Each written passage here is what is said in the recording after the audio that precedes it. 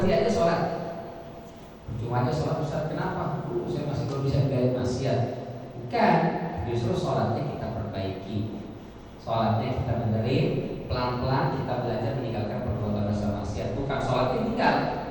Apa kita bilang? Lu percuma aja lu sholat dulu. Kenapa masih ngomongin orang? Kata Pak Ustaz itu, fawailul lil musallin alladzina hum an sholatihim sahun. Jadi sholat tidak diterima oleh Allah. Dengan dosa sholat, akhirnya dia nggak sholat beneran. Gara-gara siapa? Gara-gara kita yang bilang sholat tidak berguna, nggak boleh. Justru meskipun dia berbuat dosa maksiat, tapi sholatnya jangan ditinggal. Mudah-mudahan lama-lama, pelan-pelan, sholatnya itu ngerem dia, mencegah dia dari perbuatan keji dan bukan. Tapi nggak usah mati itu orang tetap bermaksiat. Cuman alhamdulillah nggak pernah ninggalin sholat. Paling enggak dia masih statusnya hamba Allah. Sehingga nauzubillah kalau dia belum ke neraka, Allah bantu diselamatkan, dikeluarkan dari neraka. Tentu setelah digodok, direbus, digergaji, sampai dari neraka. Tapi karena statusnya masih hamba Allah, dengan sholat itu mudah-mudahan diselamatkan. Jadi ini maknanya ke kita sebenarnya, bukan ke orang. Fawailul lil musallin alladzina hum an sholatihim sahun, ke kita. Ya Allah, saya sholat tapi kok masih ngomongin orang yang astagfirullah. Ya Allah, saya sholat tapi kok masih mengambil bakat saya ya. Saya sholat tapi kok masih berbuat maksiat ya gitu, bukan? Kayaknya ini dia ayat Al-Maun pas banget ya. Kan begitu, tapi buat ke kita. Itu satu. Yang kedua,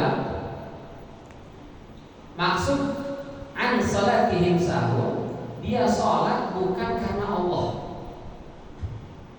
Dia sholat bukan karena Allah. Karena siapa? Karena yang lain. Maka Allah sebutnya alladzina hum an salatihim sahun alladzina hum yura'un. Apa arti yura'un? Ini udah kemarin kan ya? Buat yang meninggalkan sholat? Belum?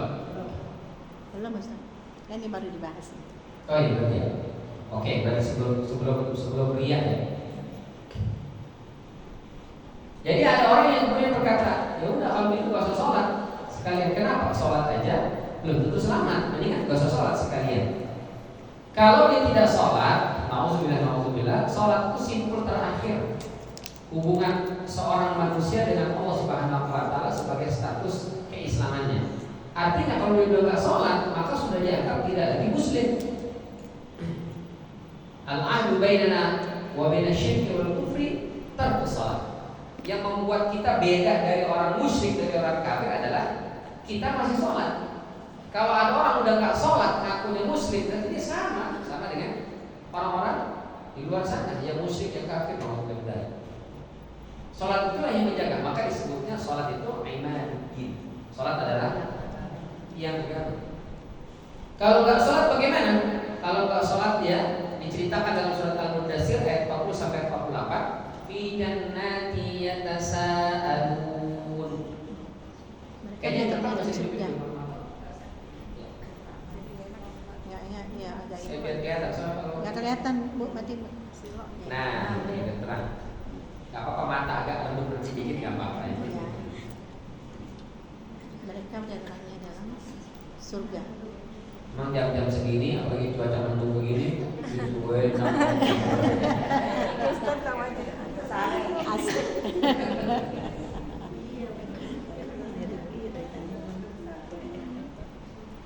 Fi jannati yatasaalun.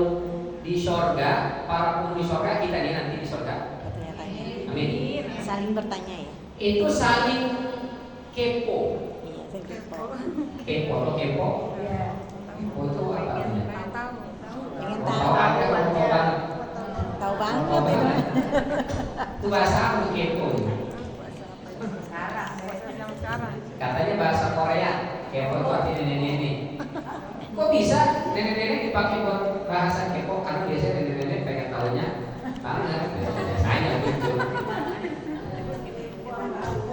Kecuali ibu di sini pengen tahu aja. Pengen tahu banget apa tahu aja? Tahu aja. Nggak tahu ya nggak apa-apa. Maka disebut kepo. Tapi ada yang bilang kepo itu bahasa Inggris. Singkatan dari knowing every particular object. Kepo. K-nya knowing, E-nya every, P-nya particular, O-nya object. Ini mengetahui sesuatu itu sampai detail. Orang kepo kan pengennya detail ya. Detail namanya. Itu kenapa dia cerai? Katanya selingkuh. Di mana selingkuh? ONC. Yang benar kan kepo. Di Bali. Di Bali ada kepo.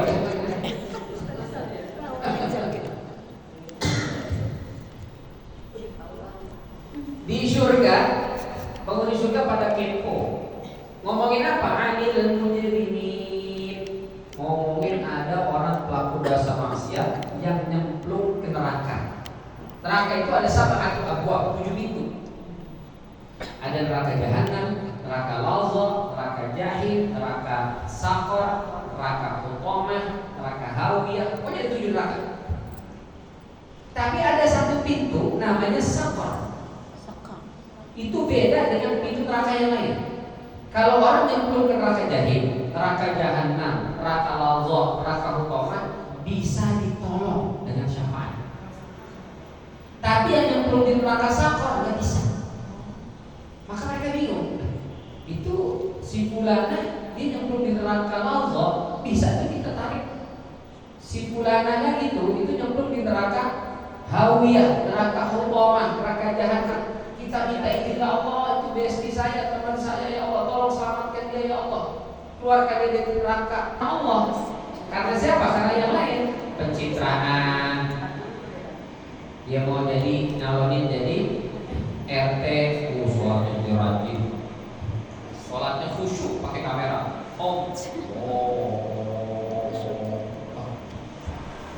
Karena pengen dipuji.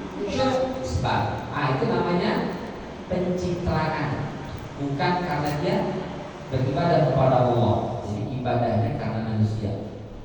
Maka disebutnya dia apa itu dia? Pengen dilihat. Apa itu sum'ah? Pengen didengar. Apa itu ujub? Bangga dengan amal. Nah, ini penyakit hati semua nih. Ria, pengen dilihat. Dan kata ro'a, artinya melihat. Jadi dia melakukan apapun diperlihatkan ke orang. Itu namanya dia. Sholat dilihatin ke orang. Kalau nggak ada orang yang lihatin, dia nggak mau sholat. Lihat namanya. Tumben Pak, rajin banget ke masjid. Biasanya Jumatan doang kita di masjid. Sekarang Masya Allah, Alhamdulillah 5 waktu di masjid. Mudah-mudahan istiqomah ya Pak dalam hijrah. Ini gak hijrah. Terus kenapa? Rumahnya mertua. Berarti sholatnya bukan karena mertua. Oh, karena mertua. Lihat berarti. Yang kedua sum'ah. Dia nggak perlu orang lihat, tapi harus dengar. Diceritain kemana-mana. Sum'ah namanya. Dia perdengarkan. Ada dia nggak perlu memperdengarkan, dia nggak mau memperlihatkan ke orang, tapi bangga banget dengan amalnya. Jatuhnya ujub. Kayaknya sih sejuta bintang cuma saya yang paling maling. Kayaknya cuma saya yang paling khusyuk sholatnya. Saya lihat yang lain tarawih aja baru 5 hari sudah pulas, mulai males. 10 hari muntaber, mundur tanpa berita, tahu bilang dari saya bertahan sampai ending, sampai akhir. Emang cuma saya. Dia nggak mengekspos, dia nggak cerita kemana-mana, dia nggak memperlihatkan ke orang lain, tapi ada perasaan bangga di sini. Kita bangga harus dengan ibadah, tapi tidak boleh jadi sombong. Di mana kita tahu itu sombong atau bukan? Bangga boleh dengan ibadah, tapi kalau sudah menganggap orang lain rendah, sombong itu ya. Pulang dari masjid, lewat adik ibu arisan, arisan, ada ngaji arisan. Apa itu? Pagi-pagi ibu zikir pagi petang, lewat tuh. Ada yang pakai celana legging, tang-tang, celananya sampai teriak, paham gitu. lewat depan juga lagi baca zikir pagi. Ahli neraka. Itu jatuhnya ujub. Dia merasa suci, dia merasa paling benar, dia merasa paling soleha, dia merasa paling khusyuk ibadahnya. Dia gak cerita ke orang, dia gak memperlihatkan ke orang, tapi ada perasaan sih bangga lalu merendahkan orang lain. Nah itu juga gak boleh tuh. Itu sholatnya sahun.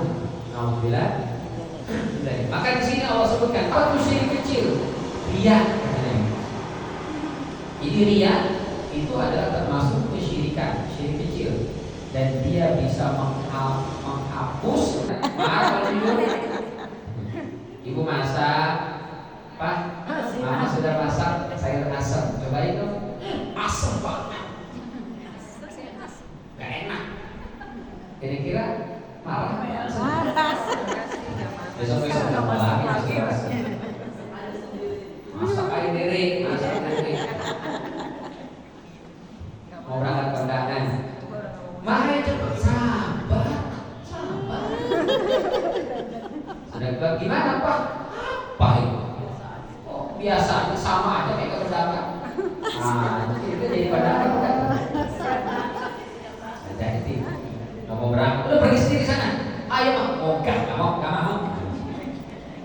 Gara-gara apa? Gara-gara jujur. Tapi kalau gimana Pak? Masya Allah mama, cantiknya luar biasa. Tapi ini melewat. Raisa lewat. Mama sudah paling cantik. Itu suaminya jujur apa bohong? Sampai jam 11 doang. Bohong kan? Tapi sedang apa enggak? Manusiawi. Kita mungkin pernah juga pengen dipuji, pernah juga pengen dilihat. Tidak ada. Tapi khusus lihat dalam sholat hanya orang munafik. Muslim, orang beriman itu tidak akan mau ibadah sholatnya itu dilihat oleh orang. Aku tidak mau memperlihatkan sholatnya dalam makna dia.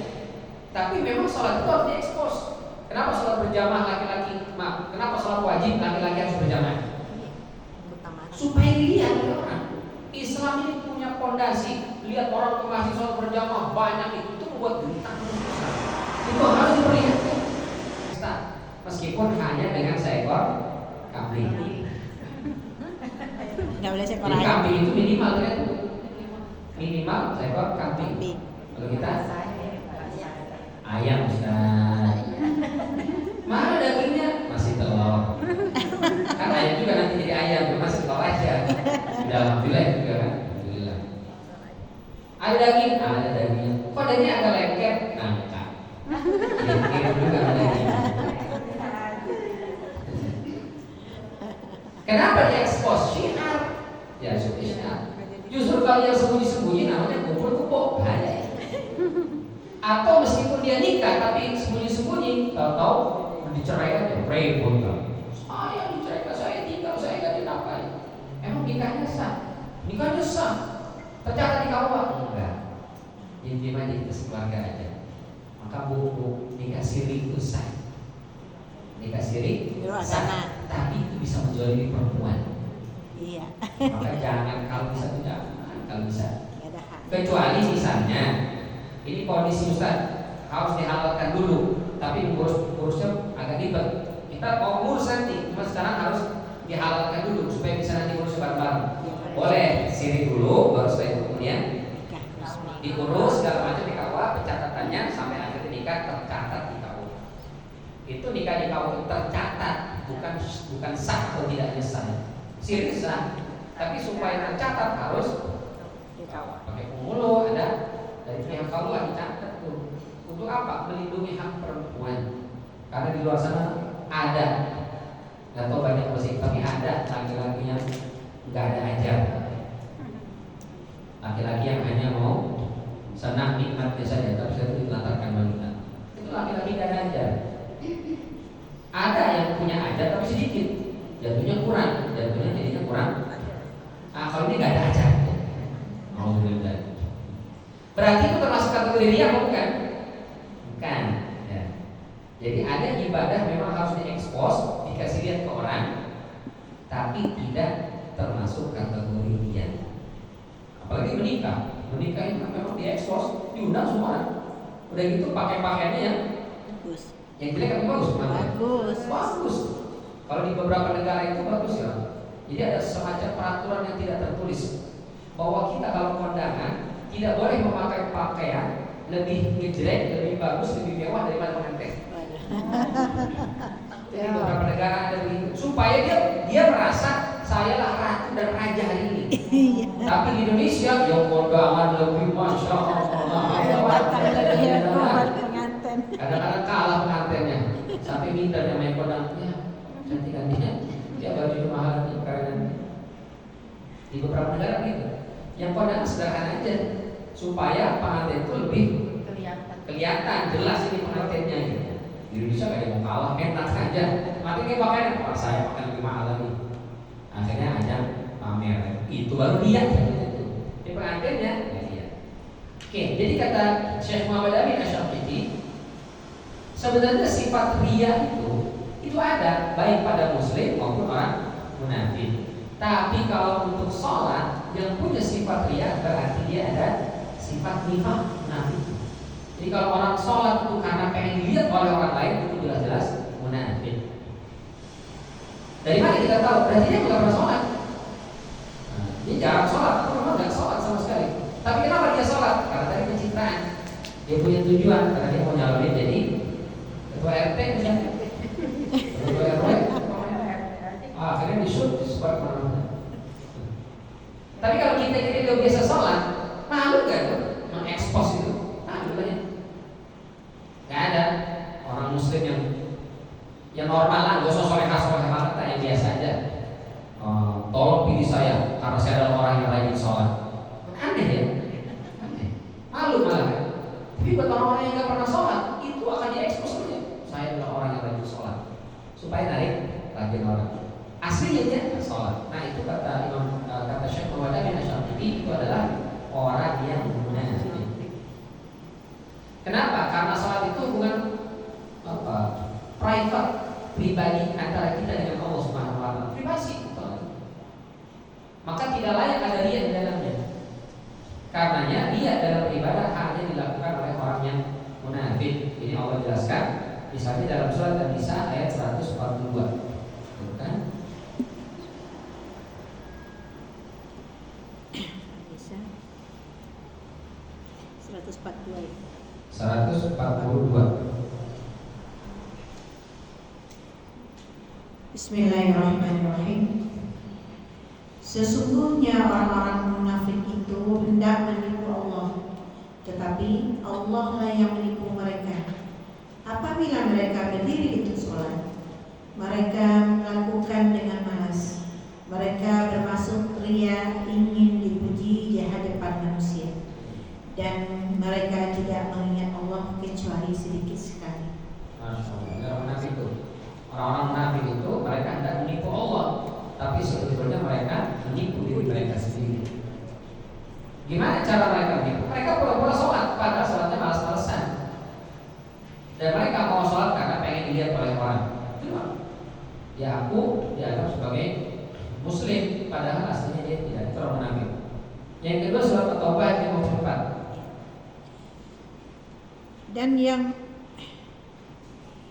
Dan yang menghalang-halangi infak mereka untuk diterima adalah karena mereka kafir, ingkar kepada Allah dan Rasul-Nya, dan mereka tidaklah melaksanakan sholat melainkan dengan malas, dan tidak pula menginfakkan harta mereka melainkan dengan rasa enggan terpaksa.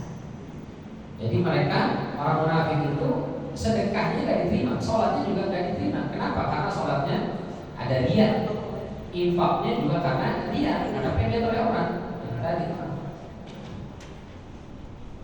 Maka tidak diterima oleh Allah Subhanahu wa taala atau menyebabkan sulit diterima oleh Allah karena orang-orang munafik itu ibadahnya bukan karena Allah tapi karena makhluk yang lain. Alhamdulillah.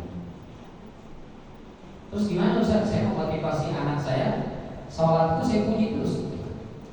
Dan sholat itu saya minta pokoknya mama harus lihat kamu sholat.